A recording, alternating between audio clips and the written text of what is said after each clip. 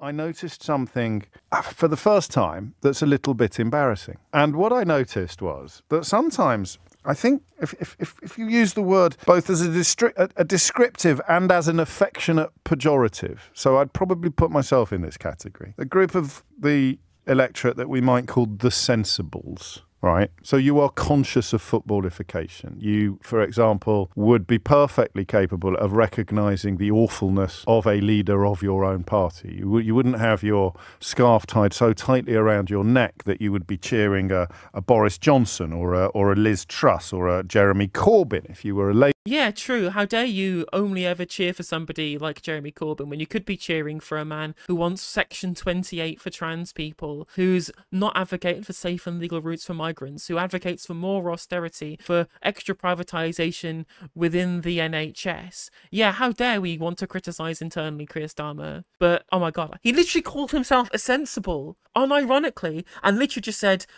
but sensible is when you advocate for things within the Overton window, and if you advocate for anything else, then you're crazy. That's footballification of politics. Oh my god, I hate him so much. He's just the worst. He's literally the worst. Labour supporter or a Rishi Sunak. You kind of recognise the realities beyond absolutely entrenched tribal loyalties. So we will call ourselves the sensibles, those of us who perhaps recognise that there's no point having a mind if you never change it. So there's a difference between changing your mind and deliberately lying, James. The sensibles sometimes strive to have something sensible to say. You find yourself in a political conversation and somehow an idea has taken hold in your mind that there is something troubling about a massive majority for the Labour Party. Of course, for that to work, there has to be something troubling about a massive majority for every party. So oh, that's crazy. Yeah, absolutely right. In chat, we're not tribal, but if you want anything other than centrist neoliberalism, then we will scream at you for being tribal. The idea that just having like values and beliefs is tribalism to hear this person, unless your beliefs are centrist liberalism, in which case you're without ideology. Oh my god, it's literally the worst artifact of every single centrist neoliberal in the world. This Fukuyamaism they do, where they believe that they are the true people without ideology, when liberalism itself is an ideology. I hate them. I hate them so much. We would have to cast our minds back to 2019 and find out how. Yeah, it's only footballification that other people do it. How many members of the right-wing media or the Conservative Party expressed reservations about Boris Johnson being gifted too big a mandate. A mandate, remember, that was secured after he'd chucked out of the party anybody prepared to stand up to him and point out the lies he was telling, specifically about the plausibility or desirability of a so-called no-deal Brexit. So, James, are you saying that lying in politics is bad? Are you saying that when somebody says something that they know isn't true so that people vote for them, regardless of those outcomes, then it's bad? Right? You're saying that lying in politics is a bad thing, that dishonesty erodes our trust in politics. They're so close, right? They're so close. They're so close to getting it. So I'm not going to double check everything, but I'm fairly confident that when Boris Johnson was marching on Downing Street with a massive majority and on the back of the expulsion of almost everybody who was both honest and courageous, I think some honest people stayed behind who weren't courageous. Yeah, this is the same James O'Brien who said that when Keir Starmer expelled people who wanted to have principles to stick to on things like socialism within a democratic socialist party when they were purged by Keir Starmer, that it was just the manager picking the team. It's incredible. The cognitive dissonance is unreal. It's unreal with these people. And some courageous people stayed behind who weren't honest. I mean, fast catamaran sailing it's no easy matter. But the idea that anybody was warning that Tories were going to be allowed to have too much power, unchallenged power, and that we were all supposed to clutch our pearls about it is objectively laughable, right? And this was a guy who, within minutes of getting his feet under the desk at Downing Street, was sending Jacob Rees-Mogg up to Balmoral to lie to the Queen and preparing to unlawfully prorogue Parliament. And, of course, to lie repeatedly to Parliament itself, until he was blue in the face. So I guess there is a case for saying that a massive majority can be dangerous, but only if you've got a demonstrably corrupt liar in charge. And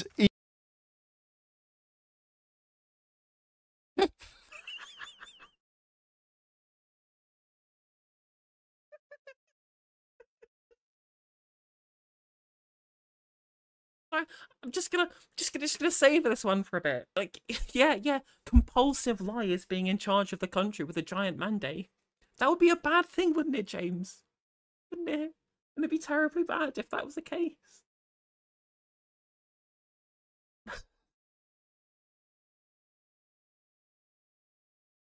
Yeah, zero self-awareness. Zero self-awareness. Even the Tory party, in its last gasp of reasonableness, or sensibleness, if you prefer, even in its last gasp of sensibleness, the Tory party got rid of Boris Johnson ultimately for being a liar. There came a point where the resignation of pretty much every minister in Conservative clothes, a massive majority can actually be undone if the Prime Minister who has secured that majority turns out to be unbearably dishonest. So even a Conservative Party whose success since 2016 has been built on lies and nonsense. So I am supposed to be worried about a massive majority for the Labour Party. And because I am a sensible, I have allowed this to seep into my thinking. Sometimes a form of political osmosis takes place, even for those of us that pride ourselves on being, or like to pride ourselves on being evidence-based or being, fact-driven rather than feeling-driven. Sometimes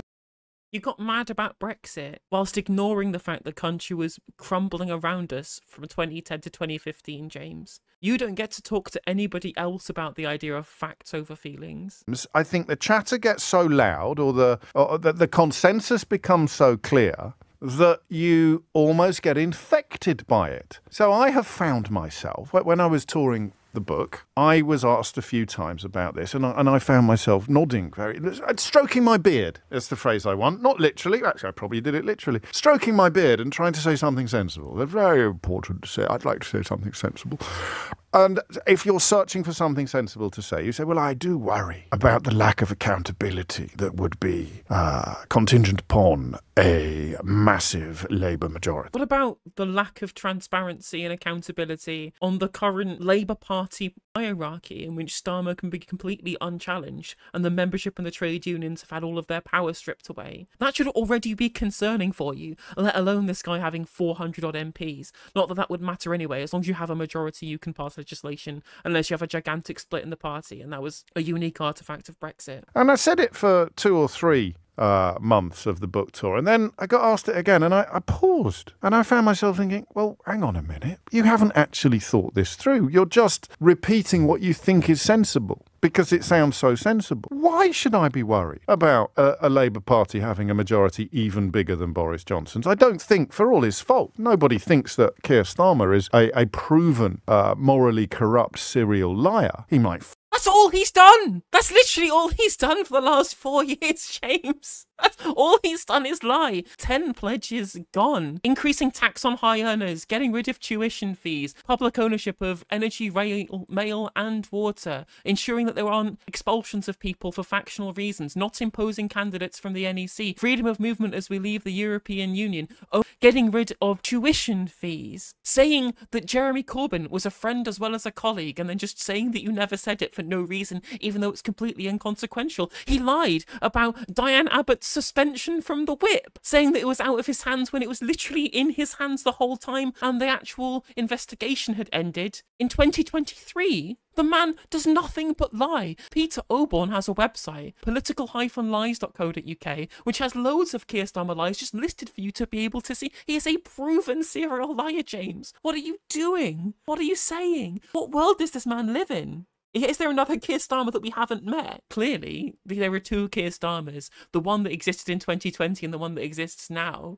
I'm losing my mind, chat. I'm having a little mini meltdown for you. This is definitely going to be a segment, though, you better believe. Flip-flop a bit, and you could accuse him of breaking promises made in pursuit of the Labour leadership that he is not intending to keep once he's secured it, but that's politics. Making a promise that you have no intention to keep is explicitly a lie, James. Oh, that's just politics. Or when he does it to the left, it's just politics. When the red team do it, it's just politics. When he does explicitly, easily proven and compulsive lies, deliberately for political reasons to hoodwink people into gaining votes to then purge them from the party, right? That's just politics when the red team do it. Yeah, that's called lying. And yet when Boris Johnson does it, then it's the worst thing possible and he is an absolute damning indictment on the failure of democracy. And this is the same guy who gets mad about footballification in politics, and literally his only political belief is red team good. You literally could not make this up.